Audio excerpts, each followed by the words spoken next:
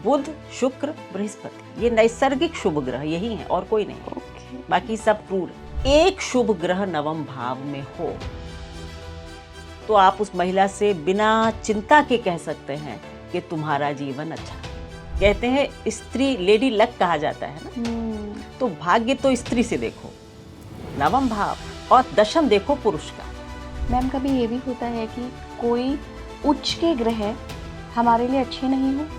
बहुत बार, 1000 बार होता है। पुत्र, पति और धन, तीनों चीजें लाई और एक स्त्री लाई है तो मैं मानूंगी कि उच्च का बृहस्पति अच्छा है। मैम बहुत बड़ा दावा है ये। जी हाँ।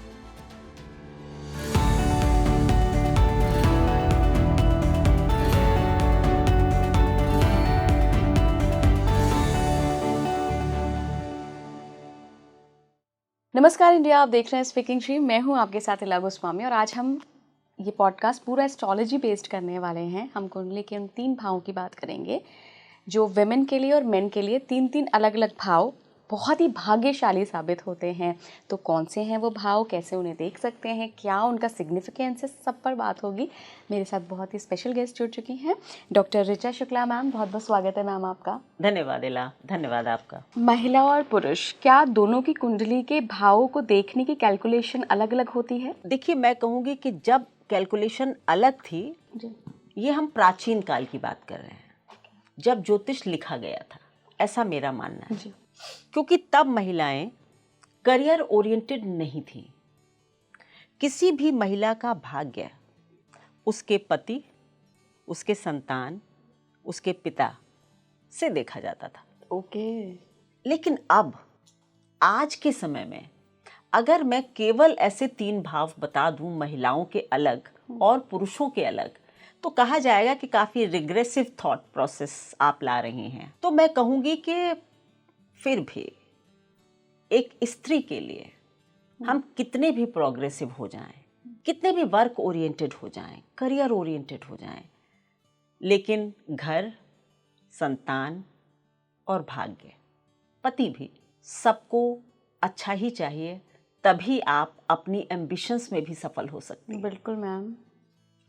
तो इसलिए हाँ, अलग अलग भाव हो सकते हैं। ओके मैम, आपके साथ मैंने ये पॉडकास्ट इसलिए करने का सोचा क्योंकि आपने न जाने अपने करियर में कितनी सैकड़ों कुंडलियों पर रिसर्च की लाखों। होगी। लाखों।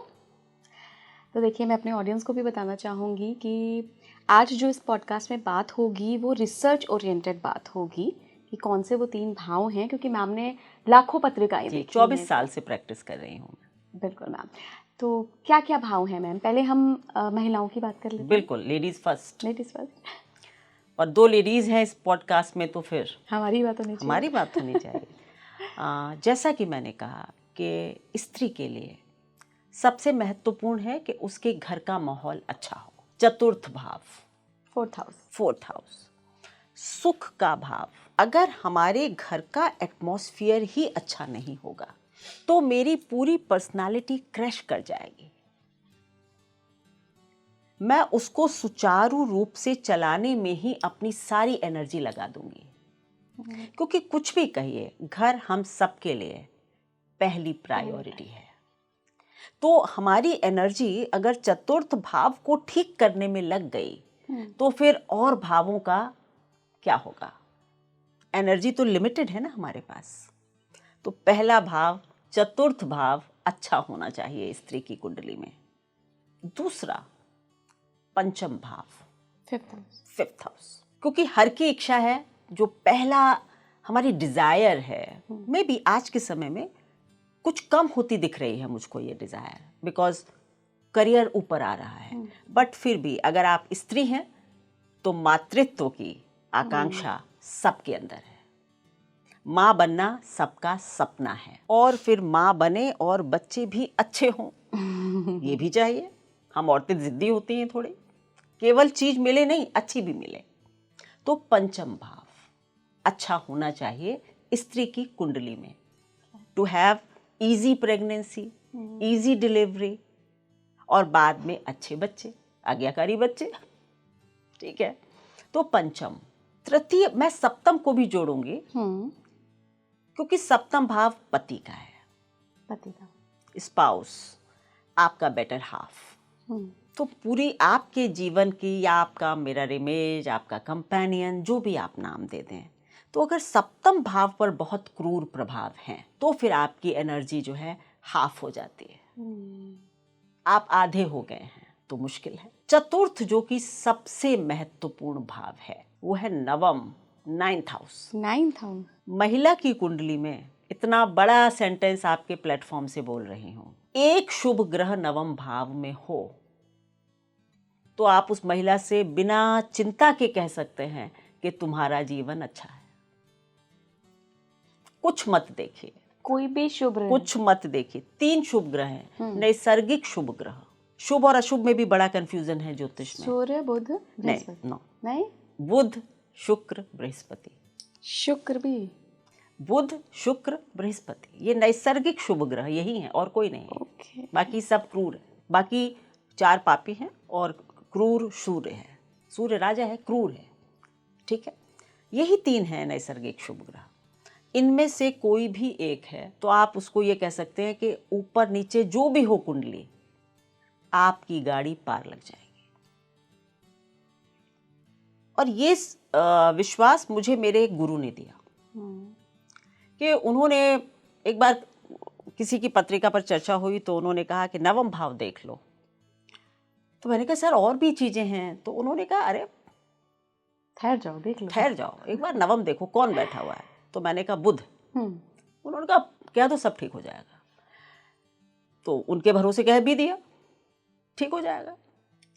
किसी क्लाइंट की थी या जब मैं सीख रही थी तो देखती होंगी पत्रिकाएं, एग्जैक्टली मुझे याद नहीं। और बाद में मतलब जो भी बताया था फिर अपनी गणना करके दशा वशा के हिसाब से उसका ठीक भी हुआ।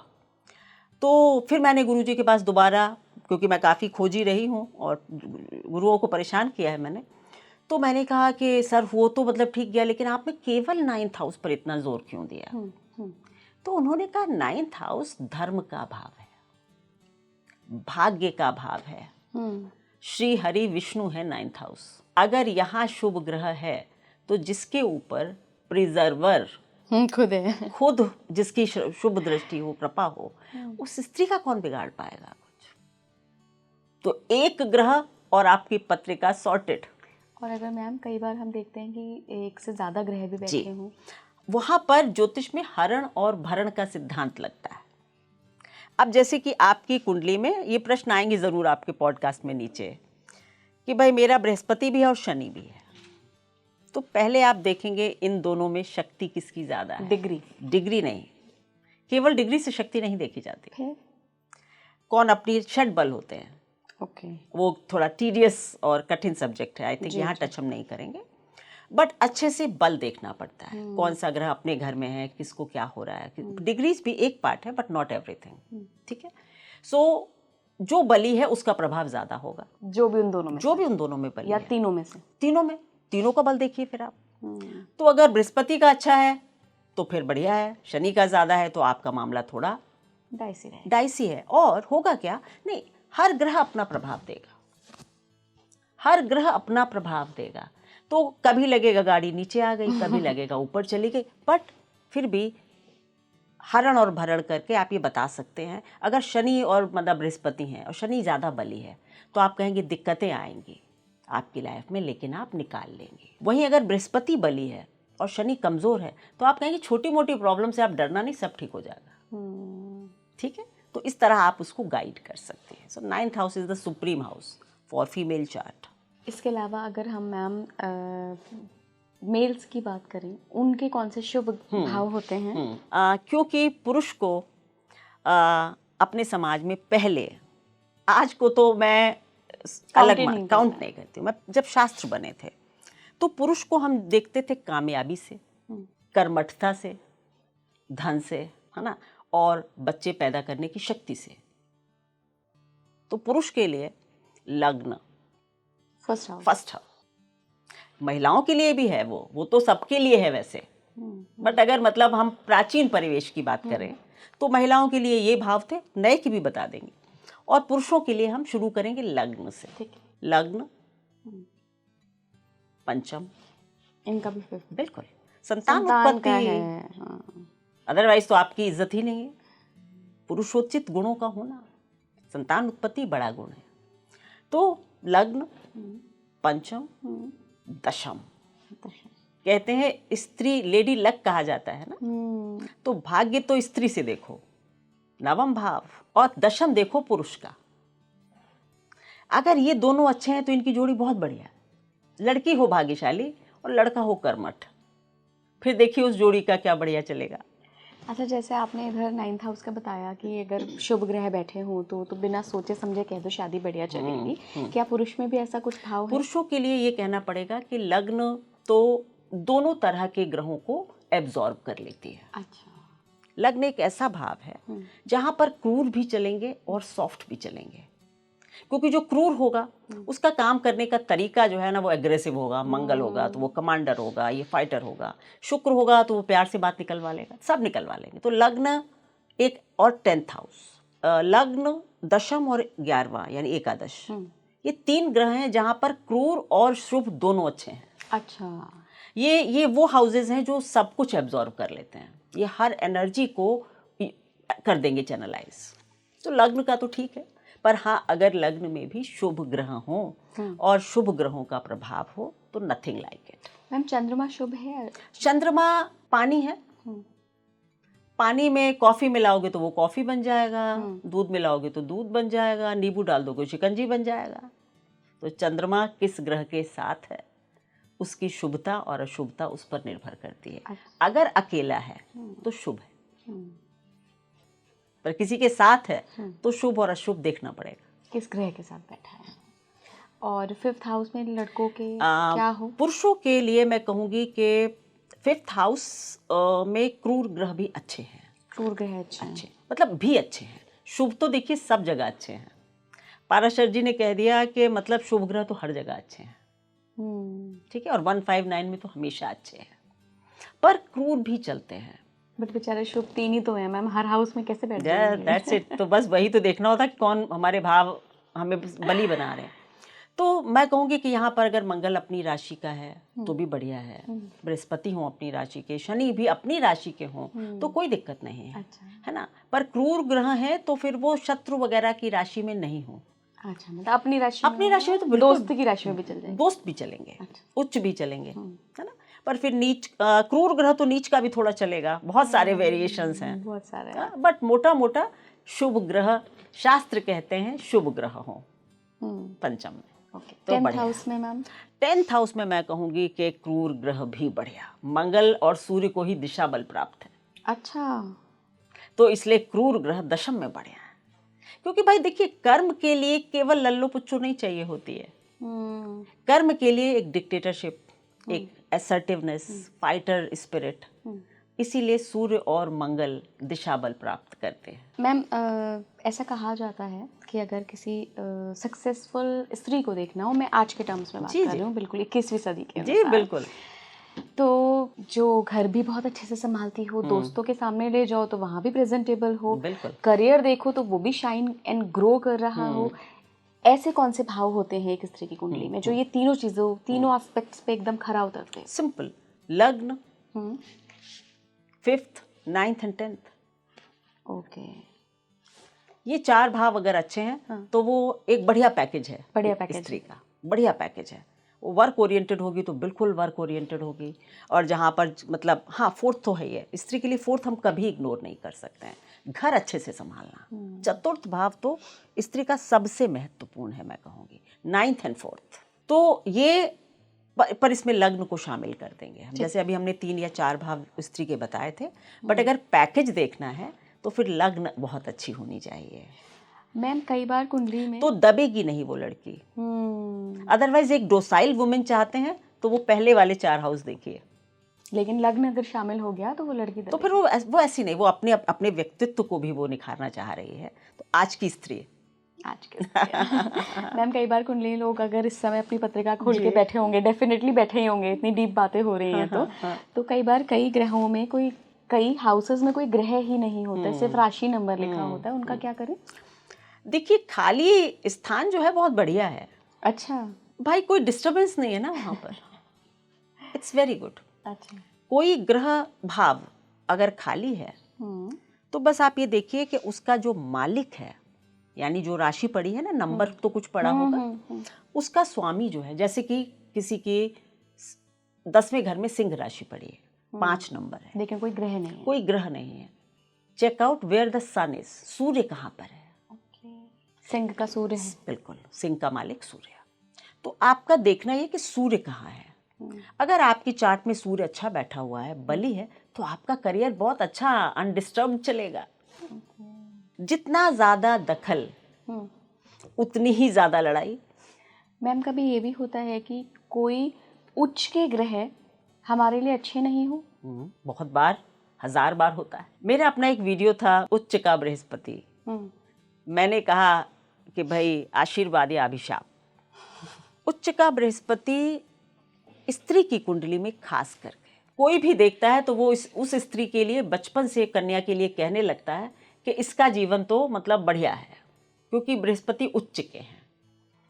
और मैं कहती हूँ कि उच्च के बृहस्पति की स्त्री, I have like yet to meet a woman जिसका उच्च का बृहस्पति है और वो सुखी है 3 क्षेत्रों में, तीनों क्षेत्रों में, पुत्र, पति और धन, तीनों नहीं होंगे। उच्च का बृहस्पति कहाँ कहाँ होता है मैम, किन किन राशियों में? केवल एक स्थिति में होता है, अगर बृहस्पति कर्क राशि में बैठे होते हैं। कर्क में? जी, 4 नंबर में। रेखा हो, राखी गुलजार हो, ये 2 बड़े नाम मुझे अभी याद आते हैं। आप देख लीजिए। नाम है, शोहरत है, पति नहीं है, उधर अलग कहानी है। पुत्र नहीं है, पति नहीं है, जो भी है, तीनों चीजें लाई और एक स्त्री लाई है, तो मैं मानूंगी कि उच्च का बृहस्पति अच्छा है। मैम बहुत बड़ा दावा है ये। जी हाँ, और ये तब आया है जब हजारों पत्रिकाओं पर देख लिया है। देखिए, किसी भी एक बात को इतने शक्तिशाली ढंग से कहना तब तक नहीं होगा ना जब तक देखा ना हो। ये 100 में, 1000 में एक का भी हो तो मैं मानूंगी। तीनों चीजों का सुख नहीं होगा। बृहस्पति का एक न एक कारकत्व खत्म होगा। ऐसे ही क्या अन्य ग्रहों के साथ भी होता है? शुक्र, दोनों सबसे शुभ ग्रहों को ही आपको उजागर कर देते हैं। शुक्र का क्या क्या है मैम? उच्च के शुक्र और अच्छा वैवाहिक जीवन पॉसिबल नहीं। अच्छा, मतलब मैंने इसमें बृहस्पति जैसी शर्त नहीं लगाई है कि येट टू मीट। हो सकता है कुछ कंडीशंस में, बट 100 में से 90 में नहीं होगा। एक बात मैम, क्या कभी आपने ऐसी कोई पत्री देखी है जिसमें ग्रह कुछ और बोल रहे हों और बंदे की लाइफ कुछ और हो? फिर वो पत्रिका ठीक नहीं। ज्योतिष झूठ हो ही नहीं सकती। मेरा कॉन्फिडेंस इस पर बहुत ज़्यादा है। लेकिन मैम अगर हम इसे एज अ गाइडिंग टूल लें, मान लीजिए किसी का शुक्र ही उच्च का है और आप कह रहे हैं कि अभी अब तक आपने ऐसी मतलब बहुत कम, मैंने कहा ना 100 में से 90 है अच्छा वैवाहिक, और चीज़ें अच्छी होंगी, और चीज़ें अच्छी हैं, लेकिन वो लड़की ठान ले और वो उसका पति भी ठान ले कि हाँ जन्म पत्री तो ये बता रही है मैं तो अच्छा ही जीवन जिएगी। हमारे ठानने से तो कुछ भी नहीं होता, we are puppets. But ma'am karma तो है ना। नवांश देख लेंगे हम ये भी तो बता देंगे कौन ठान पाएगा और कौन बदल पाएगा और कौन नहीं ठान पाएगा, नहीं बदल पाएगा, ये भी लिखा हुआ है। इसकी ब्यूटी है ये कि कौन जिद करके अपनी मैरिज अच्छी कर लेगा, ये मैं पहले ही बता दूंगी, और कौन गिव अप कर देगा ये भी मैं बता दूंगी। हम नवांश देख लेंगे। मतलब हम ग्रहों के आगे इतने मजबूर हैं। ऑफ कोर्स वी आर, क्योंकि कुछ लोग कहते हैं हम कर्म अच्छे कर लेंगे, हम बताएंगे ना आप अच्छे कर्म कर पाएंगे या नहीं। ये भी है। जी हाँ, अच्छे कर्म क्या आप अपने मन से कर रहे हैं, आपसे करवाए जा रहे हैं तो आप कर रहे हैं। अगर हम ये कहते हैं इला कि सृष्टि का एक भी पत्ता ईश्वर की इच्छा के बिना नहीं हिलता, ये हर धर्म कहता है, ईसाई हो, मुस्लिम्स हो, सब कहते हैं कि उसकी इच्छा सबसे बड़ी है। तो क्या आपको लगता है कि मतलब ये पॉडकास्ट हम अपनी इच्छा से कर रहे हैं? Either this theory is wrong. तो क्या होता है कि ईश्वर की वहां इच्छा शामिल नहीं होती है। कैसे शामिल होती है मैं बताती हूँ। अगर किसी की जीवन में लिखा हो जेल जाने का योग है, तो वो व्यक्ति एक ना एक ऐसा कर्म अवश्य करेगा जिससे उसको जेल जाना हो। He is bound to do that. और ये भी हो सकता है कि जेल का योग हो और ऐसा योग हो कि किसी और की गलती का आपको परिणाम भोगना पड़ेगा, तो भी हम बता देंगे कि भाई आपके कर्म तो जो भी हो लेकिन आप फंस जाओगे। मैम फिर हम ईश्वरीय मदद तो लेते हैं ना, साधनाएं और क्या हैं? देखिए क्या है, इस पर भी मैं थोड़ी सी रिवॉल्यूशनरी एस्ट्रोलॉजर हूँ। बात या तो है या नहीं है। भगवान श्री राम का उदाहरण ले लेते हैं। ईश्वर जब स्वयं मनुष्य बनकर आए ये ध्यान रखिए, तो उन्होंने अपने प्रारब्ध को एज इट इज स्वीकार किया। वाल्मीकि रामायण कहती है कि जब दशरथ जी ने कहा कि ऐसे ऐसे कैकेयी ने कहा है, और तो लक्ष्मण जी बहुत नाराज हुए और उन्होंने कहा कि वाल्मीकि रामायण रामचरितमानस में ये प्रसंग नहीं है, और ये भी मुझे के.एन. राव साहब ने ही बताया। वाल्मीकि रामायण में लक्ष्मण जी ने कहा मैं आपको जेल में डाल दूंगा, ये गलत नहीं कर सकते आप, ये अन्याय है, आपका वचन आप किसी और का जीवन खराब नहीं कर सकते। राम ने कहा शांत हो जाओ, मैं प्रारब्ध को स्वीकार करता हूँ। क्या प्रारब्ध था? जब बन जाना और रावण को मारना। वन नहीं जाते तो रावण कैसे मरता? प्रारब्ध। उन्होंने जन्म ही इसीलिए लिया था कि इस धरा से असुरों का विनाश करना है, तो वो राज्य कैसे कर सकते थे बैठकर वहां पर? और उन्होंने इसमें कोई बदलाव नहीं किया। दशरथ जी के लिए लिखा हुआ था कि पुत्र के वियोग में मरोगे, श्राप था श्रवण कुमार के माँ बाप का, पुत्र के वियोग में ही प्राण चले गए। अच्छे कर्मों का परिणाम क्या होता है? उन्होंने श्रवण कुमार को अनजाने में मार दिया था। उन्होंने, माता पिता ने कहा तुम भी ऐसे ही मरो, पुत्र वियोग में मरोगे। दशरथ जी एक बहुत धर्म धुरंधर राजा थे, बहुत धार्मिक थे। तब तो उनके यहाँ भगवान पैदा हुए, सोच सकते हैं हम लोग कितने भले होंगे। तो उनके अच्छे कर्मों से ईश्वर ने या प्रकृति ने उनको पुत्र वियोग बस ऐसे दे दिया कि बेटे को दूर कर दिया। पुत्र वियोग तो पुत्र की मृत्यु से भी हो सकता था। ये आपको अच्छे कर्म बचा लेते हैं, इतना आपका बचत हो जाती है कि बेटा आपसे दूर गया, आप दुखी हुए, मर गए, पर अगर बच्चा मर जाता तब क्या होता? वो कष्ट शायद बहुत बड़ा होता। तो आपके अच्छे कर्म आपको ये बचा सकते हैं, लेकिन वो हो नहीं, ऐसा नहीं होगा। और भगवान ने जब अपने लिए नहीं बदला, तो क्या आप सोचते हैं आपका प्रारब्ध बदल देंगे? नहीं। आप ईश्वर की आराधना इसलिए कीजिए कि मेरे प्रारब्ध को मैं स्वीकार कर पाऊं, जैसे आपने किया। मैम, आपने कहा रिवॉल्यूशनरी एस्ट्रोलॉजर हैं, तो एक और मेरा सवाल है, मार्कंडेय जी का प्रारब्ध कैसे बदल गया फिर? बिल्कुल, कहते हैं कि प्रारब्ध को बदलने की शक्ति अगर इस ब्रह्मांड में किसी के पास है तो केवल और केवल शिव के पास है, बस। तो मार्कंडेय जैसी भक्ति कीजिए शिव की, तो क्या पता कुछ आपका भी प्रारब्ध कट जाए। अदरवाइज अच्छे कर्मों की थ्योरी पर तो हम चल ही सकते हैं, दशरथ जी जैसा तो पा ही सकते हैं। क्या मैम कोई ऐसा कुंडली का भाव होता है जो बताता है कि आप में इतनी साधना की शक्ति है कि आप शिव तक पहुंच जाएं या साधना करें? देखिए, जो साधना का पिनाकिल है या जो भी है वो अष्टम है। अष्टम, 8th हाउस। वैसे 6th, 7th and 8th, 6th, 7th and हाँ, ये तीनों भाव जो हैं ये साधना के हैं, और लोग पता नहीं क्या क्या कहते रहते हैं। 6th से शुरू होती है और उच्चतम सीमा अष्टम तक है। क्या इनमें शुभ ग्रह बैठे हों? नहीं, शुभ से मतलब नहीं, यहाँ शुभ से मतलब नहीं। यहाँ क्या है? आपका लग्न लॉर्ड हो, आपका चतुर्थ का स्वामी अष्टम में हो, 4th का स्वामी अष्टम में हो, तब आप स्पिरिचुअलिटी के हाइट्स में जाते हैं, साधना में जाते हैं, क्योंकि आप अपने सुख को अष्टम में ले जाते हैं, सुख को खत्म कर देते हैं। मेरा सुख ही इसमें है कि मैं अकेले रहूं, आनंद में रहूं, साधना में रहूं। चतुर्थ भाव का स्वामी अष्टम में बहुत बड़ा योग है, 12वां घर भी है, पर 6, 7, 8 ये मेन घर है, और सबसे बड़ा 8वां। तो आप ईश्वर तक जाएंगे का तो पता नहीं, क्योंकि कोई सबूत नहीं है। हाँ, आपके पास बल होगा, क्योंकि जो व्यक्ति भी अपने सुख को खत्म कर सकता है वही साधना कर सकता है। 4th हाउस और 8th हाउस का कनेक्शन। ऐसा नहीं होता मैम कि 4th हाउस का स्वामी अगर अष्टम भाव में आ जाए तो वो वहाँ सुख को प्रतीत ना होने दे, ये कैलकुलेशन नहीं होती? नहीं, देखिए क्या होता है कि वो अपने घर से 5वें घर में, लग्न से अष्टम और अपने से 5वां, मतलब उसको वो दुख ही सुख लग रहा है, उसको वो कुछ कष्ट ही अच्छा प्रतीत हो रहा है। लग्न को तो कष्ट ही हो रहा है, साधना में कष्ट होता है। लग्न से अष्टम है, शरीर को कष्ट होता है, कृशकाय हो जाते हैं, खाना पीना छोड़ देते हैं, है ना। बुध के कानों से पेड़ निकलने लगे थे। लग्न को कष्ट हो रहा है, लेकिन वो कष्ट प्रतीत ही नहीं हो रहा है। हमें वो सुख लग रहा है, हमें तो वो मजा आ रहा है, आनंद हो रहा है। 5th हाउस इज फन, 5वां घर फन का होता है। अब मेरे लिए ऑकल्ट ही फन हो गई, मेरे लिए साधना ही मजा हो गया, तो फिर क्या करेंगे आप? कोई कष्ट नहीं है मुझे, शरीर को जो कष्ट हो रहा हो। आखिर में मैम, हमने जहाँ से बात शुरू की थी, मैं आपको उधर ही लेके हाँ आऊँगी। जी। आपने कहा था कि मैं आज के एरा के विमेन के भी हाउसेस बताऊंगी। बिल्कुल।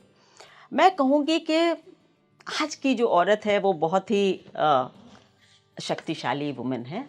आई एग्री। और बिल्कुल, और आप जैसी यंग लड़कियां जब मैं देखती हूँ इतनी मेहनत कर रही हैं, आगे आ रही हैं, मुझे लगता है देश का भविष्य बहुत ही उज्जवल है, पहली बात। और दूसरा ये कि जो भी हमने स्त्रियों के लिए अच्छे भाव बताए थे, चौथा, पांचवा, नवा, ये जो भी है, लेकिन मैं कहूँगी कि इसमें एक लग्न के भाव को ऐड कर दीजिए, बस। वैसे तो कोई भी हाउस, देखिए ये जो 12 घर हैं ये सबसे ना इंटरकनेक्टेड हैं, एक से दूसरा, दूसरे से तीसरा, तो पराक्रम भी होना चाहिए तो 3rd हाउस भी होगा, सब कुछ है। लेकिन अगर आप मुझसे कहें कि एक भाव कोई ऐड करें तो मैं कहूँगी लग्न। बली लग्न स्त्री कुंडली में भी बड़ी अपॉर्चुनिटीज़ के लिए आपकी कुंडली को मतलब सक्षम बना देती है। स्ट्रॉन्ग लग्न lord. So I think at that one more house and you are done. And we are also done ma'am.